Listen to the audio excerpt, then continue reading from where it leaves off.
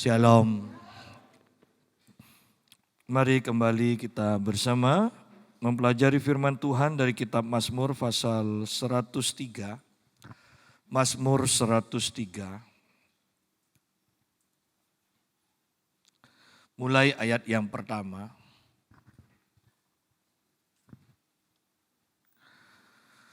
Pujilah Tuhan hai jiwaku, dari Daud. Pujilah Tuhan hai jiwaku. Pujilah namanya yang kudus, hai segenap batinku. Pujilah Tuhan, hai jiwaku, dan janganlah lupakan segala kebaikannya.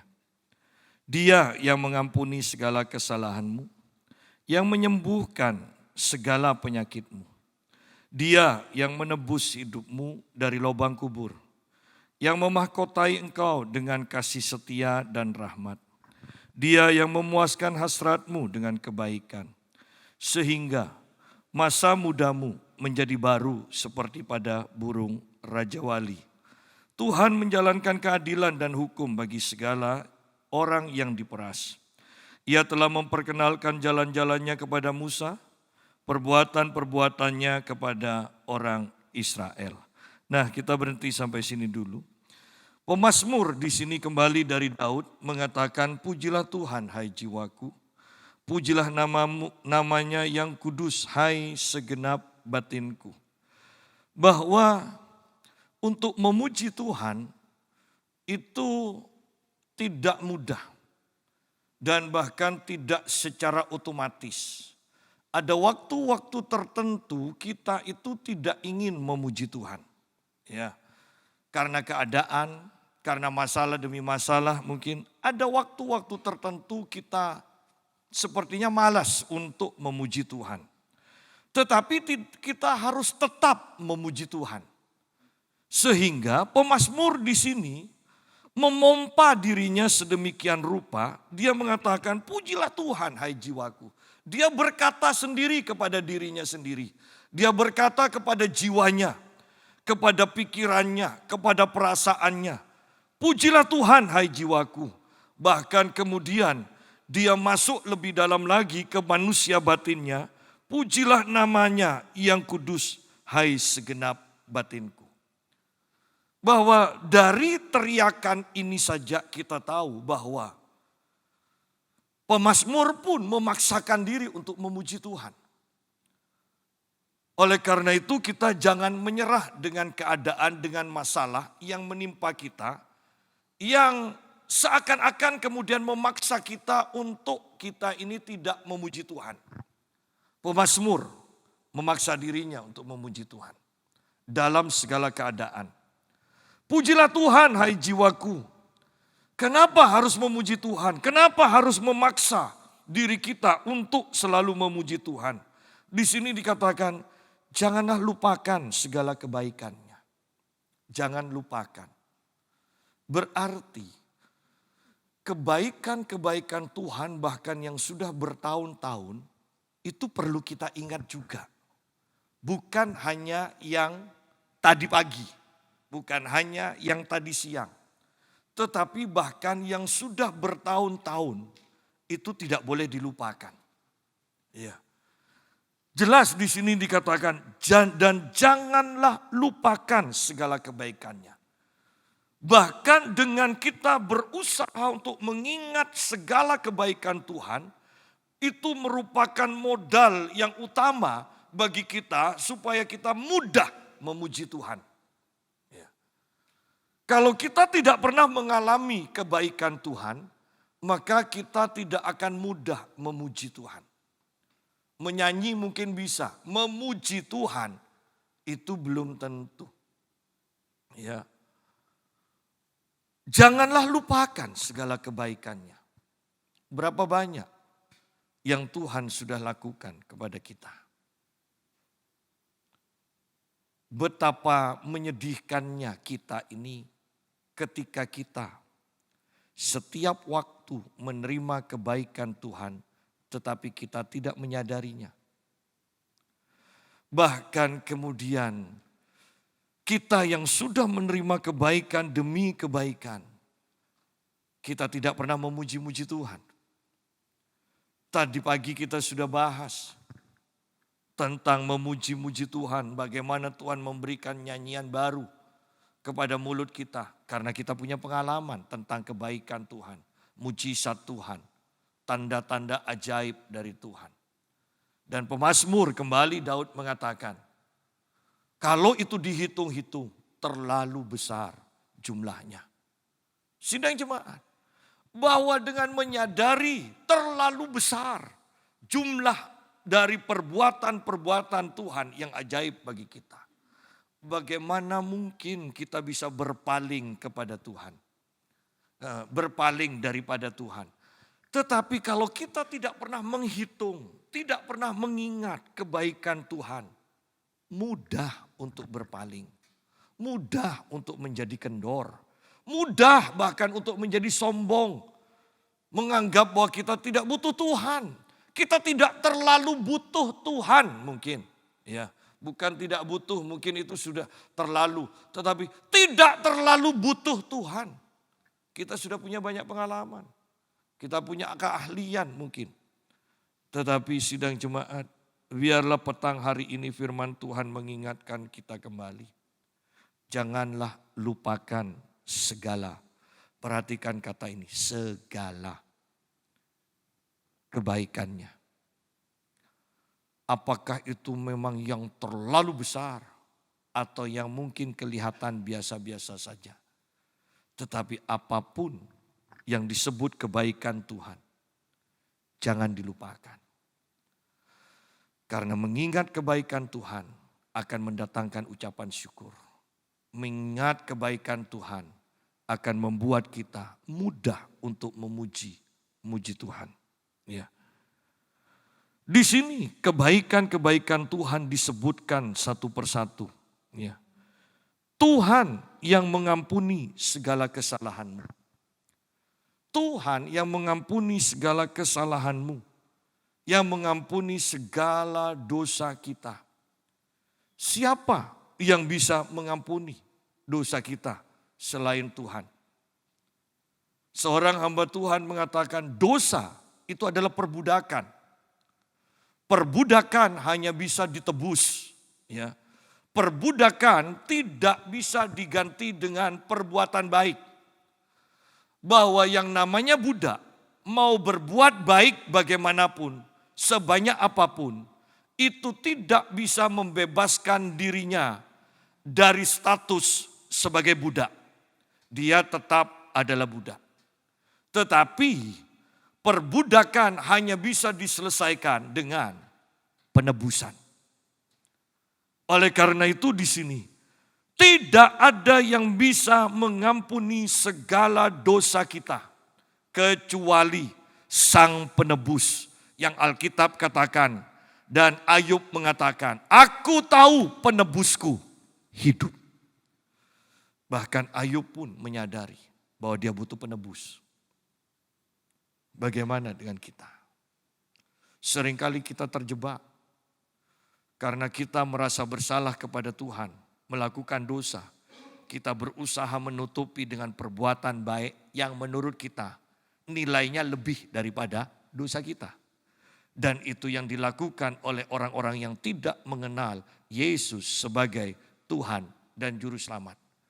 Semua yang tidak mengenal Yesus sebagai Tuhan dan Juru Selamat selalu ingin melakukan kebaikan yang lebih besar menurut mereka nilainya dibandingkan kesalahan mereka. Supaya nanti mereka bisa masuk surga. Tetapi dosa, pelanggaran itu hanya bisa diselesaikan oleh penebusan.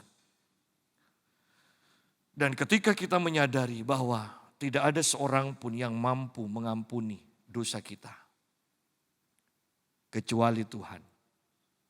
Bukankah kembali dengan mudah kita akan memuji-muji Tuhan. Dengan mudah kita memuji-muji akan perbuatan Tuhan. Sidang jemaat. Mari kita menyadari siapa sih diri kita ini. Kita orang berdosa yang tidak bisa membebaskan diri kita sendiri dari dosa yang menjerat kita.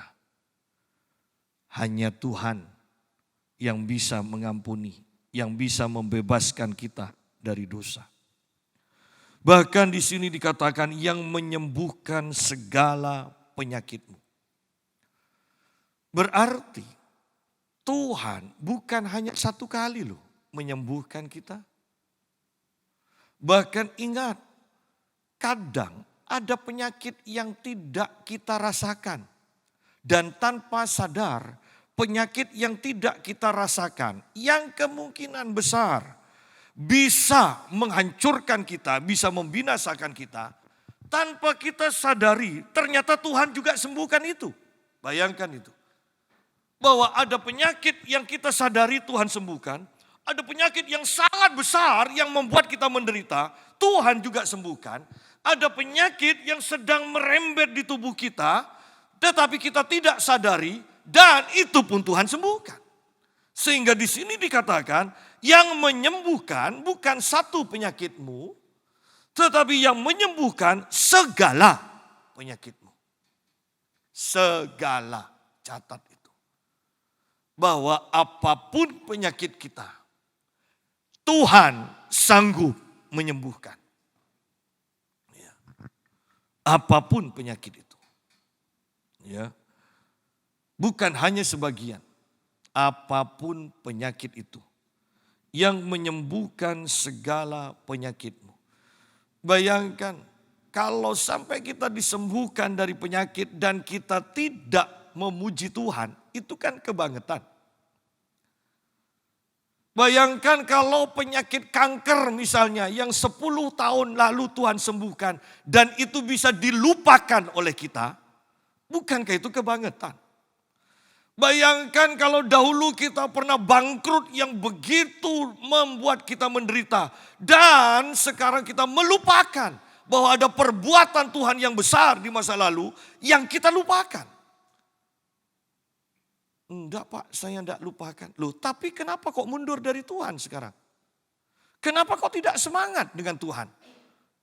Bukankah itu artinya melupakan perbuatan baik Tuhan di masa lalu? Padahal peringatannya adalah janganlah lupakan segala kebaikan Tuhan. Jangan lupakan. Jangan lupakan. Seringkali kita mengatakan, wah ini kan atas usahaku sendiri aku bisa bangkit.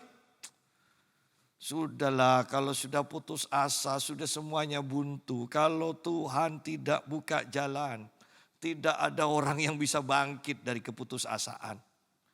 Itu hanya karena ada Roh Kudus saja yang menolong kita untuk bisa bangkit, untuk bisa bertahan. Pernahkah kita menangis karena keadaan kita? Apakah penyakit, apakah masalah dan sebagainya. Itu menandakan bahwa kita sudah tidak punya kemampuan. Kalau kita sudah mengalami masalah apapun itu dan kita menangis. Dan kita sudah putus asa tetapi kita bisa bangkit lagi. Maka kita harus tahu dan menyadari, di sanalah Tuhan turut bekerja. Itu karena Tuhan. Sayang, banyak orang yang melupakan kebaikan Tuhan. Seandainya kita tidak melupakan kebaikan Tuhan, Anda bisa bayangkan jemaat menjadi jemaat seperti apa. Wow, akan mempunyai jemaat yang berapi-api. Mempunyai jemaat yang penuh dengan kegairahan akan Tuhan. Dia yang mengampuni segala kesalahanmu, yang menyembuhkan segala penyakitmu. Ya. Segala, selalu di sini disebutkan segala, mengampuni segala kesalahanmu. Ya. Kalau manusia itu berpikir ini dosa yang bisa diampuni. Ini kebiasaan yang bisa diubah, ini ada kebiasaan yang tidak bisa diubah. Tetapi ingat, bagi Tuhan segalanya diampuni, segalanya sudah ditebus. Dan kita dimerdekakan. Dia yang menebus hidupmu dari lubang kubur. Ya. Terjemahan lain mengatakan dari neraka. Dia yang menebus hidupmu dari lubang kubur. yang memahkotai engkau dengan kasih setia dan rahmat. Bolehlah kita mengatakan, penyakit ada dokter, tetapi bagaimana dengan kematian? Bagaimana dengan neraka? Ya. Dia yang menebus hidupmu dari lubang kubur. Dia yang menebus hidupmu dari lubang kubur. Sampai-sampai Yesus masuk ke dalam alam maut hanya untuk merampas kunci pintu alam maut. Supaya kita tidak takut lagi kepada alam maut. Sidang jemaat, ini yang Yesus lakukan, ini yang Tuhan kerjakan bagi kita. Bagaimana mungkin kita bisa melupakan apa yang Tuhan sudah kerjakan bagi kita? Bagaimana mungkin hati kita tidak tergerak untuk memuji Tuhan? Bagaimana mungkin kita tidak punya usaha sama sekali untuk memuji Tuhan? Ini kan kebangetan.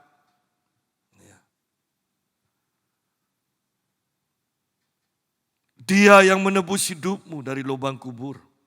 Yang memahkotai engkau dengan kasih setia dan rahmat. Sehingga patutlah jiwa kita memuji Tuhan. Patutlah kita memuji Tuhan dengan segenap batin kita. Dikatakan bahkan ayat yang kelima. Dia yang memuaskan hasratmu dengan kebaikan. Bahwa kebaikan demi kebaikan itu akan membuat, di sini dikatakan sehingga masa mudamu menjadi baru seperti pada burung Raja Wali. Selalu baru. Ini kalau sederhananya, orang yang selalu dipuaskan dengan kebaikan oleh Tuhan akan tetap kuat, akan awet muda. Bayangkan kalau keinginan ini tidak tercapai, melakukan ini gagal. Ya, berusaha untuk sehat pun gagal. Apa tidak cepat tua? Apa tidak cepat lemah? Apa tidak cepat keriput? Tetapi di sini dikatakan Dia, Tuhan, yang memuaskan hasratmu dengan kebaikan. Ada keinginan kita dan Tuhan penuhi itu. Ada cita-cita yang kita inginkan dan Tuhan penuhi itu. Bukankah ketika keinginan kita terpenuhi, sepertinya ada kelegaan, ada kepuasan. Itu loh, itu memperbaharui kekuatan kita. Tetapi Anda bisa bayangkan orang buka usaha 3 kali gagal. Dengan satu keinginan, aku buka usaha ini, aku ingin berhasil, kemudian aku ingin diperluas begini, kemudian aku begini. Ternyata buka 1 kali gagal. Bahkan kemudian bukan hanya gagal, terjerat hutang dan sebagainya. Itu bukan diperbarui. Itu akan menjadi semakin lemah. Sidang jemaat, tetapi Tuhan yang memuaskan hasrat kita dengan kebaikan. Kembali saya mau katakan, tidakkah Dia pantas untuk kita puji senantiasa? Tidakkah Dia pantas menerima nyanyian-nyanyian pujian kita? Tidakkah Dia pantas dari mulut kita memperdengarkan apa sih susahnya? Tuhan, aku bersyukur. Tuhan, Engkau sungguh baik kepadaku. Tuhan, terima kasih Engkau menyembuhkanku. Apa sih susahnya hanya mengatakan seperti itu? Tetapi lihat, masih banyak orang yang malu untuk memperdengarkan suaranya. Mungkin kita mengatakan, yang dalam hati aja kan cukup. Itu tidak membuat setan gelisah.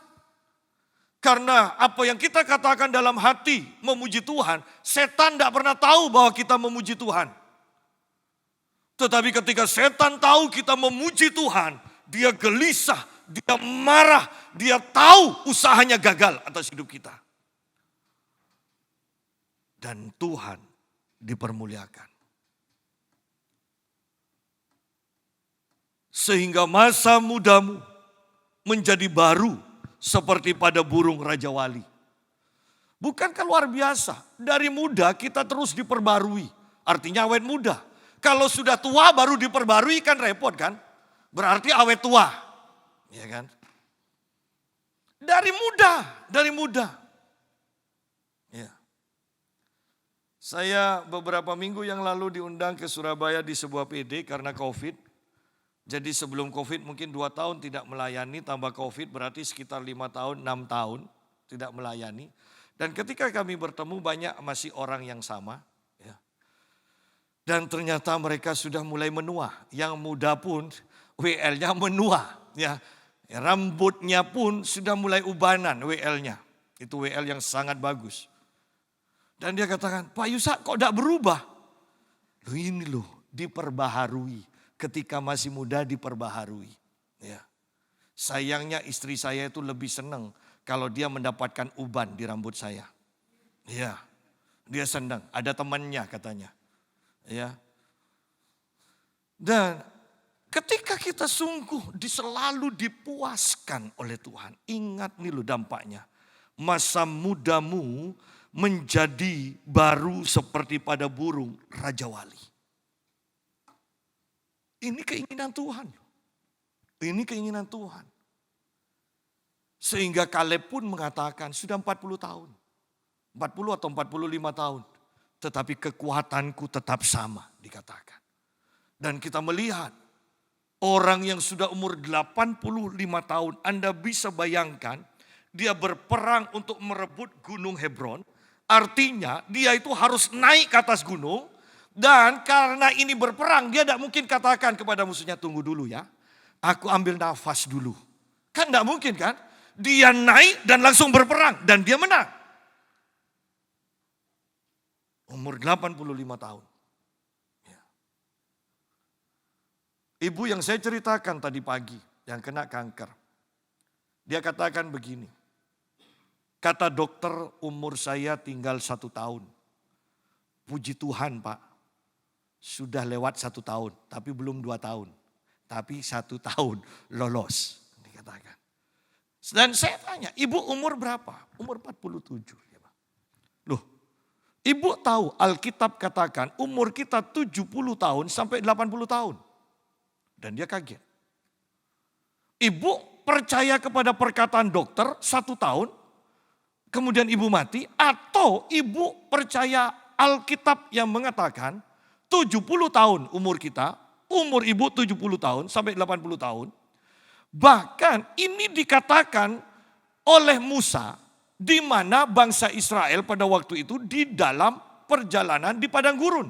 Artinya mereka itu lagi suka memberontak kepada Tuhan. Sedangkan Tuhan sendiri berkata, Rohku tidak selamanya akan ada bersama manusia. Mereka hanya cukup 120 tahun saja. Tetapi kan jarang hal ini diajarkan. Kita sering mendengarkan pendeta mengajarkan. Tidak penting umur panjang atau pendek, tetapi yang penting manfaatnya. Kalau umur pendek apa manfaatnya? Lahir mati. Dan kemudian katakan Tuhan berkehendak. Lu memangnya Tuhan tidak ada kerjaan? Ayo pikirkan di sini. Tuhan menciptakan, keluar mati. Memangnya itu Tuhan? Memangnya itu Tuhan? Memangnya Tuhan tidak ada kerjaan? Kalau dia memang yang menciptakan janin di dalam perut itu, maka dia akan terus membuat janin ini keluar dan bertumbuh dan berumur panjang. Jangan mengatakan ada rencana Tuhan dengan kematian itu. Itu setan yang melakukan. Yang berusaha menghancurkan rencana Tuhan. Dan setiap kita harus berani menentang hal itu. Jangan membolak-balikkan. Tuhan tidak pernah membunuh janin. Ingat, Tuhan menciptakan janin. Tuhan menciptakan bayi. Kalau ada bayi yang mati, saya percaya bukan Tuhan yang membunuh. Tetapi setan yang membunuhnya. Sidang jemaat. Jangan menuduh Tuhan yang macam-macam. Kita sungguh harus mengenal Tuhan. Ya, kita harus sungguh mengenal Tuhan. Saya ditelepon oleh jemaat saya, iparnya akan melahirkan di Ambon. Dan kemudian dikatakan, "Tidak tahu ini Pak, tiba-tiba padahal tidak punya diabetes, ini kok sekarang diabetesnya tinggi. Dan anaknya ini beratnya 4 kilo lebih diperkirakan. Dan sungguh lahirnya 4,48. Ya, itu langsung punya bayi 1 tahun umurnya. Ya. Dan dikatakan kemudian kandungannya harus diangkat katanya Pak. Tunggu. Ayo kita doa. Kemudian kami lewat video call, kami berdoa. Saya berdoa, ikuti doa saya. Dan dia ikuti, saya patahkan segala kutuk, saya pimpin. Dan kemudian jemaat saya berkata, Pak Yusak, waktu Pak Yusak pimpin ipar saya ini doa kok saya yang merinding ya. Dia bilang. Tetapi akhirnya semuanya berjalan lancar. Bayi dan ibunya selamat. Sidang jemaat. Bahwa saya tidak percaya Tuhan menciptakan janin, mengeluarkannya dalam keadaan mati. Itu Tuhan seperti apa? Mati, ya mati. Tapi jangan mengatakan Tuhan yang punya rencana, Tuhan yang mengerjakan itu. Iya kan? Bahwa kalau Tuhan sudah menciptakan janin bayi, sudah ada bukunya seharusnya yang tertulis. Bahwa ini umur sekian akan begini, umur sekian akan begini. Kalau hanya keluar mati tidak usah buku.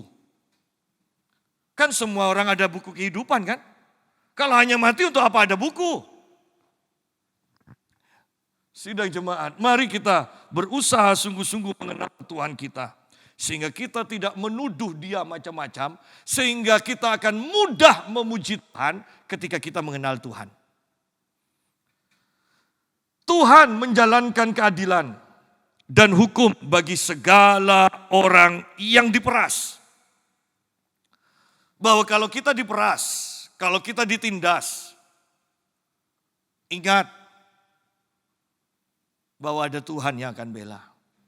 Tuhan yang akan memberikan keadilan. Mungkin kita tidak bisa melawan orang yang lebih mempunyai uang, lebih berkuasa daripada kita. Tetapi ayat ini mengatakan, tenang, Tuhan yang akan bela. Tuhan yang akan bertindak. Ya. Oleh karena itu, kita melihat kadang orang, ya, kok ngalami seperti ini ya, padahal baik. Jangan-jangan dulu pernah menindas orang, dan orang itu tidak bisa melawan. Ya. Dan Tuhan tetap mengingat karena Tuhan harus menjalankan keadilan. Tuhan menjalankan keadilan dan hukum kepada orang yang diperas. Bukankah hal ini pun patut kita memuji-muji Tuhan? Ini loh, betapa banyaknya yang Tuhan lakukan bagi manusia. Betapa banyaknya yang Tuhan kerjakan bagi kita. Sehingga kita harus selalu memuji-muji Tuhan. Bukankah kita semua pasti pernah merasakan Tuhan menjalankan keadilan bagi kita? Mungkin ada orang yang memfitnah kita. Dan kita tahu walaupun ketika Tuhan menjalankan keadilan pada orang yang memfitnah kita, jangan sampai kita mengatakan syukur. Ya. Nah kan Tuhan kan adil kan, Tuhan kan baik. Jangan. Tetapi cukup kita tahu bahwa Tuhan sedang menjalankan keadilan. Itu akan membuat kita memuji Tuhan bahwa Tuhan adalah Tuhan yang adil. Tuhan yang tidak berdiam diri ketika kita dihina, ketika kita difitnah, ketika kita dijelek-jelekkan. Saya membaca sebuah buku yang sangat bagus. Dia katakan begini. Jangan beri tempat kepada iblis. Nah, ya. Kemudian urutannya kalau marah, ya kan? Kalau marah jangan sampai matahari terbenam. Kenapa marah itu akan menjadi tempat bagi iblis dikatakan? Marah belum tentu berdosa. Tetapi hati-hati keadaan marah. Itu bisa ketika kita marah pada seseorang, ya. Orang itu sekarang baik tapi kita marah. Nah, dulu orang itu pernah melakukan dosa yang tidak ada orang lain tahu. Hanya kita yang tahu. Ketika kita marah, dikatakan, bisa aja dosa orang ini yang dulu itu kita akan ungkapkan ke orang lain. Ini loh bahayanya marah, dia bilang. Marahnya itu tidak masalah kalau memang kita memang harus marah-marah. Tetapi ketika kita marah dan kita membiarkan pikiran kita mengingat yang lain, memberikan kesempatan pada iblis untuk hal-hal, oh orang ini seharusnya itu masalah sudah ditutup, kita ungkap lagi. Nah itu loh yang disebutkan memberi tempat kepada iblis dikatakan. Dan sungguh kita harus berhati-hati. Daripada memberi tempat kepada iblis, ayo belajar mengingat kebaikan-kebaikan Tuhan. Banyak loh yang Tuhan kerjakan. Tadi pagi kita sudah bahas. Kalau dihitung-hitung, wah jumlahnya terlalu besar untuk dihitung dikatakan. Nah ayat yang ke-7, kita bisa memilih. Ini dua hal yang dahsyat juga. Ada dua hal yang Tuhan kerjakan. Iya, Tuhan telah memperkenalkan jalan-jalannya kepada Musa. Dan Tuhan juga melakukan perbuatan-perbuatan yang besar kepada orang Israel.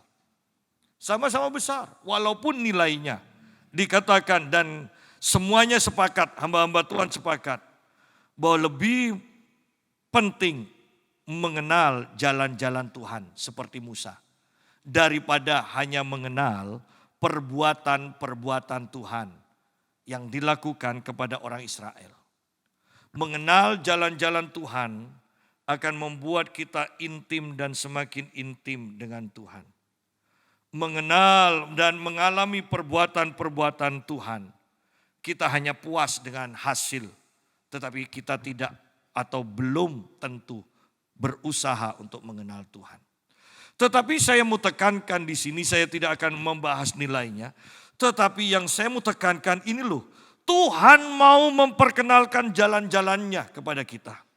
Dan Tuhan juga melakukan perbuatan-perbuatan yang besar kepada kita. Bukankah kedua hal ini pun patut kita memuji-muji Tuhan?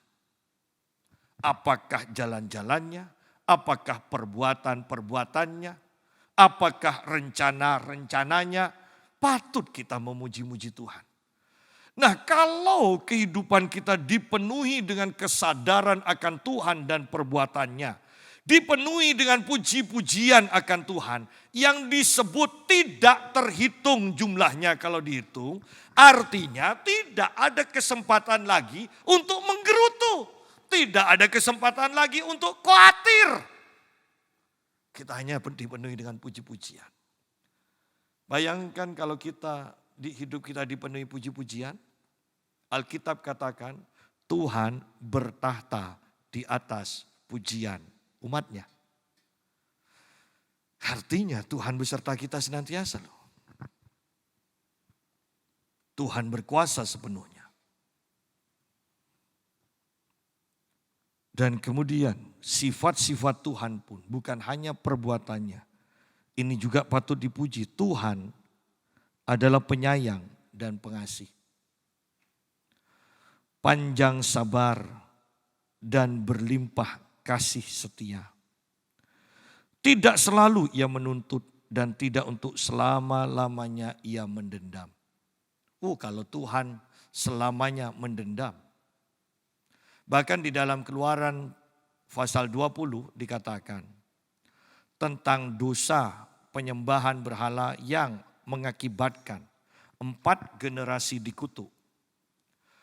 Itu pun masih ditambahi, tetapi kasih setia Tuhan sampai beribu-ribu angkatan. Di sini kita lihat 4 generasi dan ribuan angkatan jelas. Sama dengan di sini yang dikatakan, dendamnya itu tidak untuk selama-lamanya. Artinya kemarahannya tidak untuk selama-lamanya. Jauh lebih sedikit dibandingkan kasih setia Tuhan. Bahkan ini yang Tuhan kerjakan. Tidak dilakukannya kepada kita setimpal dengan dosa kita. Dan tidak dibalasnya kepada kita setimpal dengan kesalahan kita. Tetapi setinggi langit di atas bumi, demikian besarnya kasih setianya atas orang-orang yang takut akan Dia. Sejauh timur dari barat, demikian dijauhkannya daripada kita pelanggaran kita. Sidang jemaat, perhatikan di sini kembali, kata takut akan Tuhan di pasal ini ditulis beberapa kali, ya.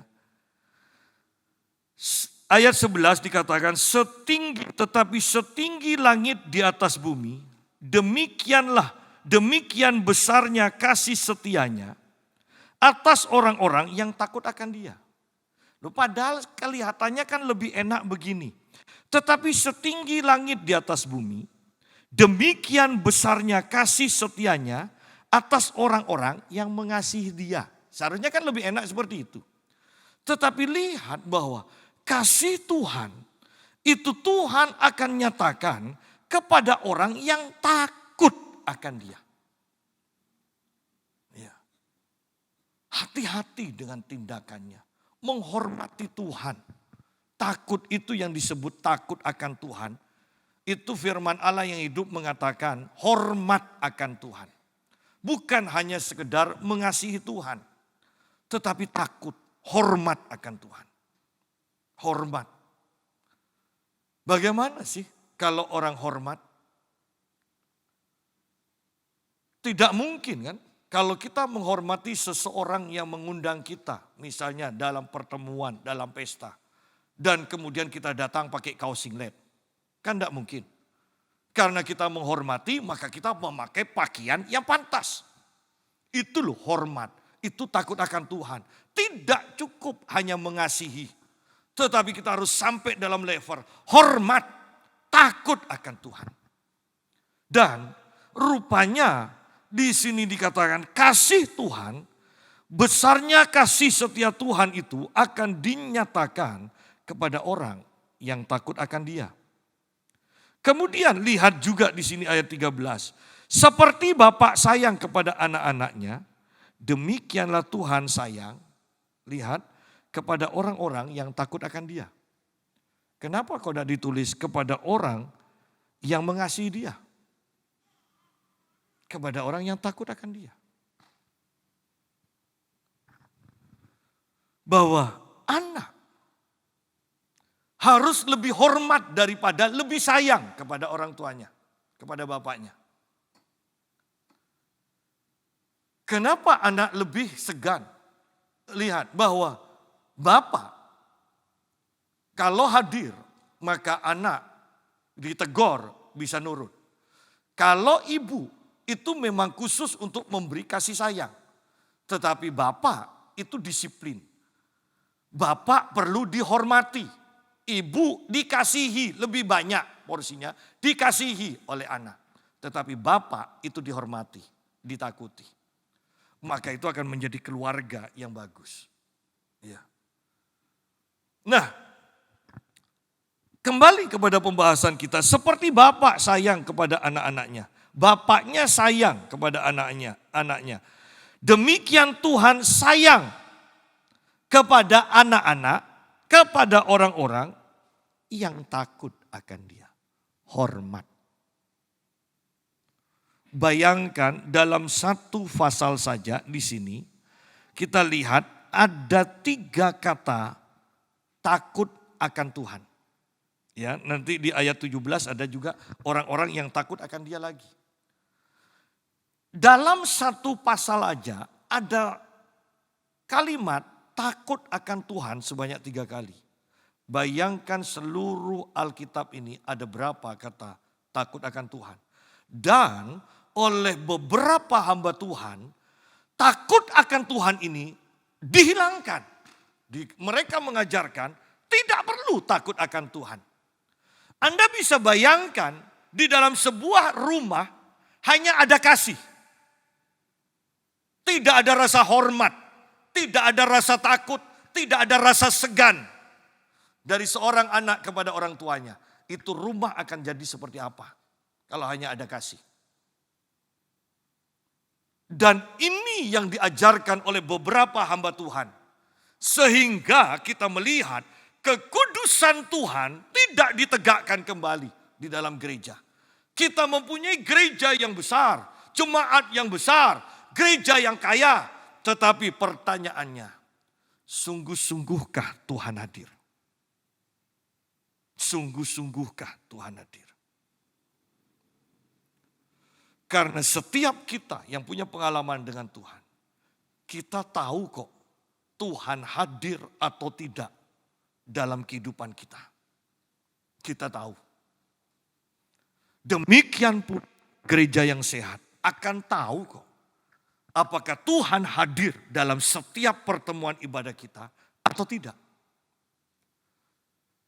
Ingat, kehadiran yang saya bicarakan adalah kehadiran yang dimanifestasikan.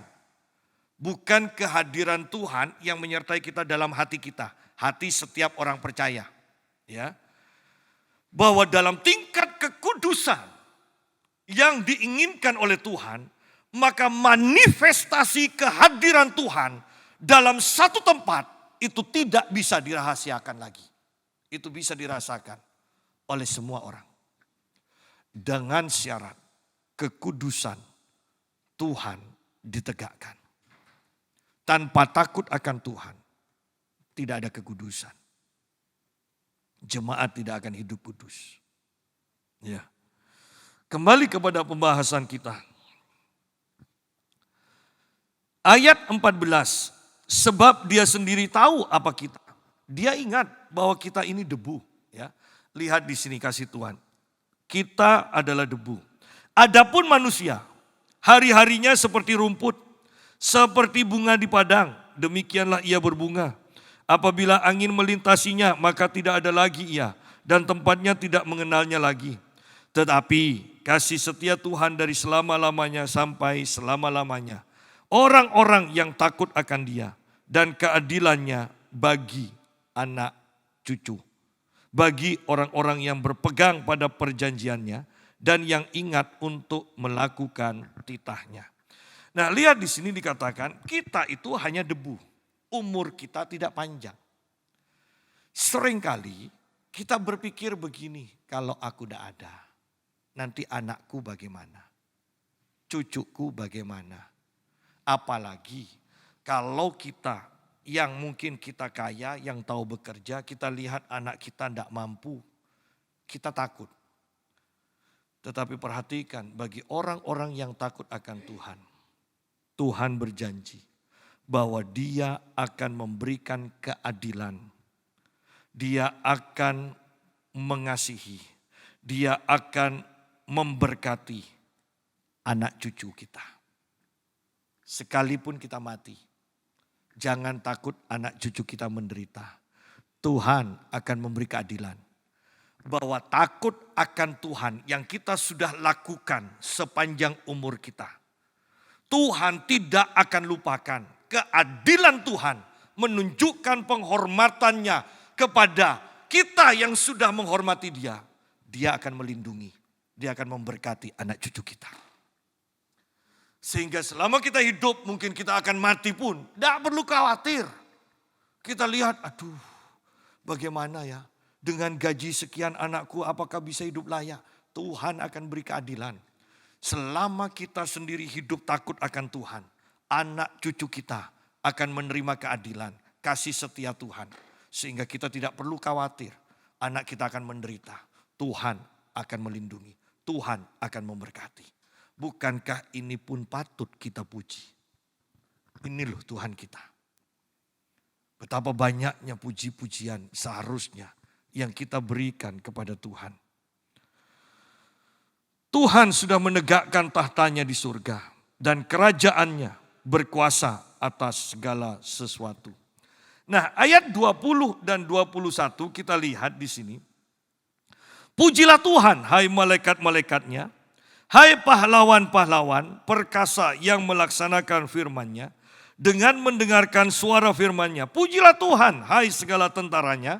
Ini tetap mengacu pada malaikat.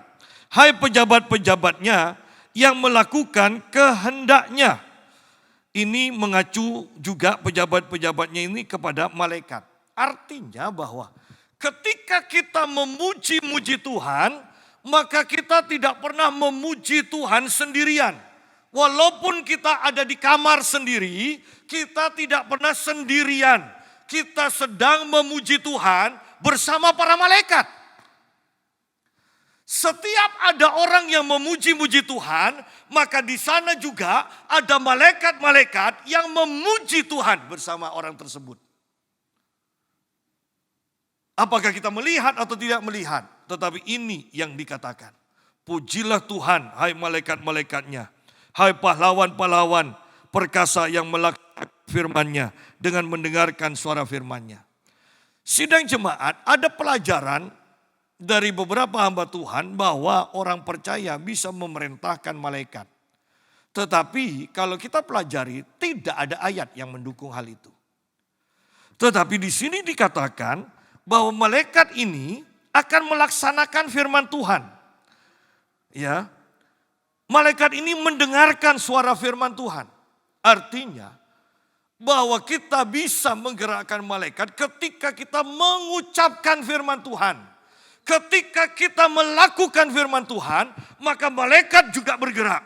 Ketika kita mendeklarasikan firman Tuhan, maka malaikat juga bergerak sesuai dengan firman yang kita ucapkan. Bahwa malaikat bukan melakukan perintah kita, tetapi malaikat melakukan firman Tuhan. Apakah firman itu diucapkan Tuhan sendiri atau firman itu diucapkan oleh orang percaya? Yang penting itu firman Tuhan, malaikat akan bergerak siap untuk melakukannya. Anda bisa bayangkan ketika kita hidup di dalam puji-pujian, kita selalu memuji bersama malaikat, kita selalu bergerak bersama dengan para malaikat. Wow, itu akan sangat luar biasa. Iman kita akan dibangkitkan, kita akan penuh dengan semangat. Bukankah Tuhan punya kehadiratnya? Malaikat pun punya hadiratnya. Ya. Bahkan kalau kita peka, ketika malaikat hadir pun kita bisa merasakan ada sesuatu yang hadir. Kita tahu ada malaikat walaupun kita tidak jelas, iya kan? Ada hal-hal seperti itu. Nah, ini sangat luar biasa bahwa ketika kita memuji-muji Tuhan, ingat, kita tidak pernah memuji Tuhan sendirian. Walaupun itu di kamar. Ada malaikat-malaikat juga yang memuji-muji. Sehingga ada lagu kan yang mengatakan bersama malaikat di surga. Nah, bersama itu memang ada ayatnya kan. Jadi ketika kita memuji menyembah Tuhan, kita tidak pernah sendirian. Walaupun sepertinya kita sendiri. Bahwa ketika jemaat di sini bersama-sama memuji Tuhan, Anda melihat atau tidak melihat, merasakan atau tidak merasakan, ada malaikat-malaikat bersama kita sedang memuji juga.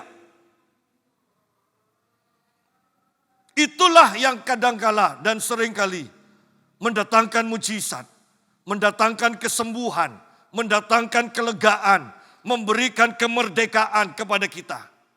Ada kalanya kita tidak berdoa untuk kesembuhan, tetapi ketika kita memuji Tuhan bersama malaikat, bisa bayangkan hadirat Tuhan, atmosfer dari malaikat, atmosfer dari pengurapan yang ada pada kita, itu akan membangun, menjamah tubuh kita dan menyembuhkan tubuh kita. Ketika kita memuji Tuhan dengan segenap hati kita, bersama para malaikat, bukan kehadiran setan, kehadiran sakit penyakit, otomatis dihancurkan. Oleh karena itu, ayat terakhir di sini mengatakan, pujilah Tuhan, hai segala buatannya, di segala tempat kekuasaannya. Pujilah Tuhan, hai jiwaku, di segala tempat. Di sini dikatakan, di segala tempat kekuasaannya. ayat 19 mengatakan Tuhan sudah menegakkan tahtanya di surga dan kerajaannya berkuasa atas segala sesuatu. Bahwa ini pun adalah kerajaan Tuhan. Ya. Rumah kita pun adalah kerajaan Tuhan. Dan Tuhan yang berkuasa. Oleh karena itu kita punya keyakinan bahwa dimanapun kita berada di dalam atmosfer kerajaan Tuhan, setan tidak punya hak tinggal bersama kita di rumah kita. Hanya Tuhan dan para malaikatnya yang akan tinggal bersama kita. Sehingga damai sejahtera Tuhan, kebaikan Tuhan akan kita nikmati, akan kita sadari, dan kita akan selalu memuji Tuhan. Tuhan memberkati. Mari kita berdoa.